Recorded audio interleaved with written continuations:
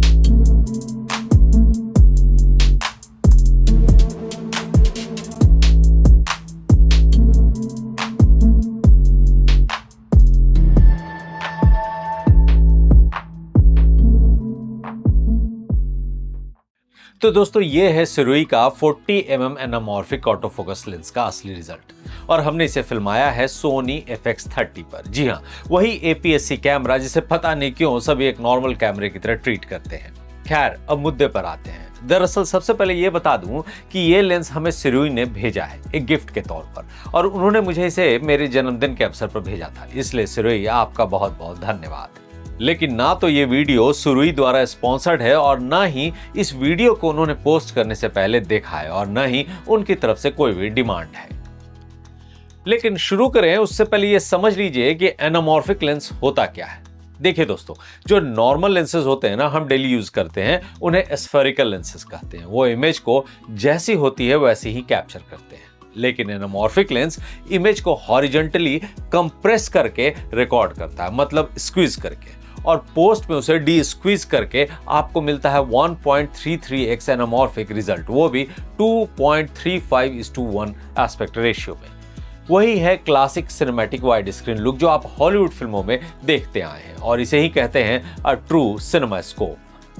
अब दोस्तों, अगर हम प्रोफेशनल एनामॉर्फिक लेंसेज की बात करें, खासकर जो फिल्मों में इस्तेमाल होते हैं, तो वो काफ़ी एक्सपेंसिव होते हैं। उदाहरण के लिए Orion T22X anamorphic prime lens लगभग 20 लाख के आसपास शुरू होता है, और कुक जैसे ब्रांड के लेंसेज लगभग 5-6 लाख से शुरू होते हैं। ऐसे में सिरुई जैसी कंपनी ने लगभग 90 से 96 हज़ार के बीच में ये लेंस लॉन्च करके कमाल कर दिया है।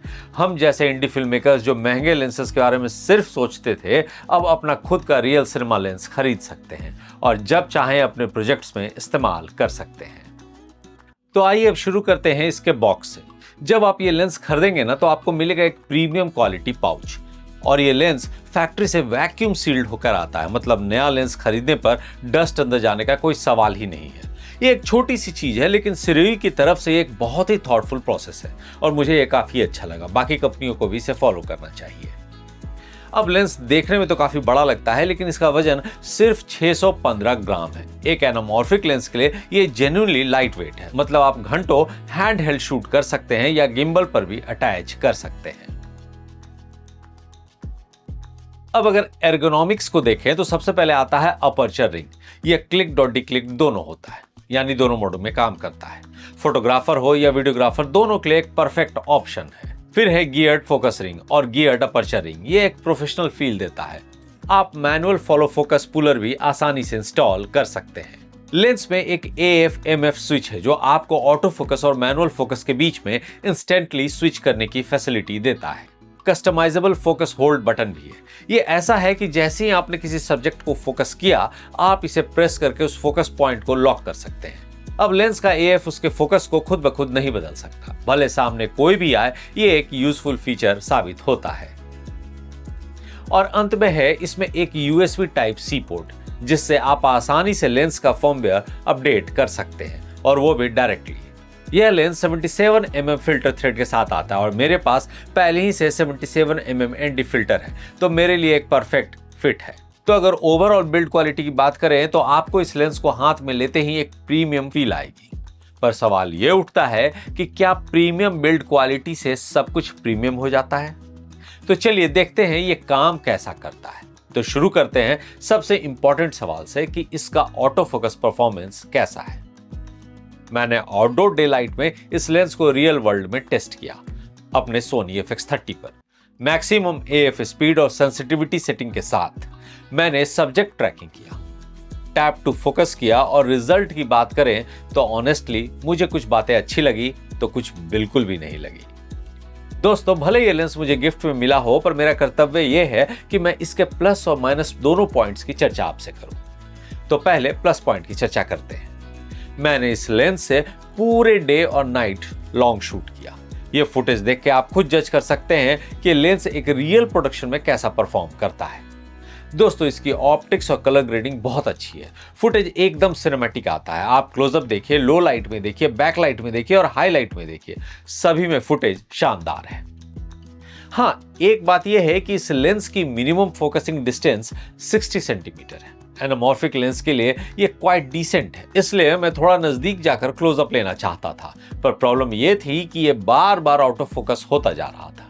खैर, अब लेंस की लिमिटेशन यही है, तो क्या किया जा सकता है? 60 सेंटीमीटर के लिमिट को अपने दिमाग में रखना जरूरी है। फिर मैंने सोचा कि चूंकि एक एनामॉर्फिक लेंस है तो इसका लेंस फ्लेयर या लेंस स्ट्रिक को भी चेक कर लिया जाए। दरअसल इस लेंस के 2 वर्जन अवेलेबल हैं, ब्लू फ्लेयर और नेचुरल फ्लेयर। ब्लू फ्लेयर में हमेशा ब्लू स्ट्रीक ही मिलेगा, लेकिन मैं पर्सनली नेचुरल फ्लेयर रिकमेंड करता हूं, क्योंकि इसमें जो लाइट सोर्स का कलर है वही फ्लेयर का कलर बन जाता है, यानी ब्लू है तो ब्लू, रेड है तो रेड। आपकी फुटेज में ये बहुत नेचुरली ब्लेंड होता है, इसलिए खरीदने से पहले ये जरूर डिसाइड कर लीजिए कि आपकी पसंद क्या है और आपको क्या चाहिए। अब इन शॉट्स में आप देखेंगे तो पाएंगे कि फ्लेयर तो बहुत शानदार है, पर ये f1.8 पर है। जैसे जैसे आप f स्टॉप बढ़ाते जाएंगे फ्लेयर में बदलाव आने लगता है। हालांकि f22 पर ये एक पैच जैसा लगता है और आमतौर पे इतने f स्टॉप पर जाने की जरूरत नहीं पड़ती है। अब इसके बोखे को चेक करते हैं। इस लेंस में 11 ब्लेड अपर्चर है, जो इस लेंस को बाकियों से अलग बनाता है। T1.8 पर मिनिमम फोकस डिस्टेंस पर यह हेक्सागोनल शेप बोखे बॉल्स देता है, जो फीचर फिल्म्स में अक्सर देखने को मिल जाता है। यह नॉर्मल राउंड बोखे से बिल्कुल अलग लगता है। अब विनेटिंग की बात की जाए तो APS-C पर विनेटिंग ऑलमोस्ट 0 है। कॉर्नर में बेयरली कुछ दिखता है। ये शार्पनेस की बात करें तो T1.8 पर भी फुटेज परफेक्टली यूजेबल है। मिडिल में तो ठीक है, पर कॉर्नर में इमेज सॉफ्ट हो जाती है। T4 पर शार्पेस्ट रिजल्ट मिलते हैं, लेकिन आपको डेप्थ ऑफ फील्ड से समझौता करना पड़ेगा। अब दोस्तों, इसके वो निगेटिव पॉइंट जिसके कारण शायद मैं इस लेंस को इस्तेमाल करने से थोड़ा झिझकूं, या फिर इससे ज्यादा मैं इसके 20 mm को शौक से इस्तेमाल करूं। तो सबसे पहला है ऑटो फोकस का मिस होना। लगभग हमारे 100 में से 25 शॉट में यह समस्या आई। कैमरे के छोटे मॉनिटर स्क्रीन पर उतना पता नहीं चलता, पर हमने देखा कि स्क्रीन टच करके टैप करने के बावजूद सब्जेक्ट फोकस नहीं ले पा रहा है। कई बार शुरू में फोकस सही होने के बावजूद फोकस मिड में अचानक से हंट करने लगता था। हमने गौर किया कि सब्जेक्ट जब मिडिल में रहता है तो शार्प और फोकस्ड रहता है, पर जैसे ही सब्जेक्ट फ्रेम के लेफ्ट या राइट एज पर जाता है वो सॉफ्ट और आउट ऑफ फोकस होने लगता है। इसमें सबसे बड़ी समस्या यह हुई कि हमें वाइड शॉट में रिजल्ट एडिटिंग टेबल पर जाकर पता चला, और वो शॉट यूज करने के लायक नहीं थे, जबकि कंपोजिशन काफी अच्छा था। अब दोस्तों, हो सकता है कि ये सिरुई का पहला एनामॉर्फिक ऑटो फोकस लेंस है, इस वजह से इस मॉडल में कुछ सुधार रह गया हो और वो शायद सॉफ्टवेयर अपडेट करके ठीक भी कर ले। मैंने उन्हें इसकी जानकारी दे दी है और अपने कंसर्न्स भी बता दिए। तो अगर आप मेरे वर्डिक्ट की बात करेंगे तो मैं बता दूं कि 20 mm और सिरुई स्नाइपर सीने लेंस सेट्स का मैंने इस्तेमाल पहले किया है और ये सभी जबरदस्त और शानदार है। मैंने लिंक ऊपर दे दिया है, आप चाहें तो इस वीडियो को भी देख सकते हैं। पर इस लेंस की बात करें तो हो सकता है कि इसमें कुछ कमी रह गई हो, पर मुझे इसका रिजल्ट बहुत शानदार और इसका रेंडरिंग बहुत खूबसूरत लगा।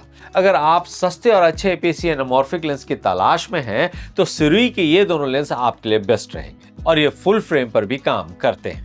तो चलिए दोस्तों, अब चलने का वक्त हो रहा है, पर चलने से पहले एक बार फिर से ये रिक्वेस्ट है कि अगर आपको हमारा ये वीडियो पसंद आए या बाकी वीडियो पसंद आते हैं तो लाइक करें, सब्सक्राइब करें और शेयर भी करें। मुझे दुख के साथ कहना पड़ता है कि आप बस देखते हैं, सब्सक्राइब नहीं करते।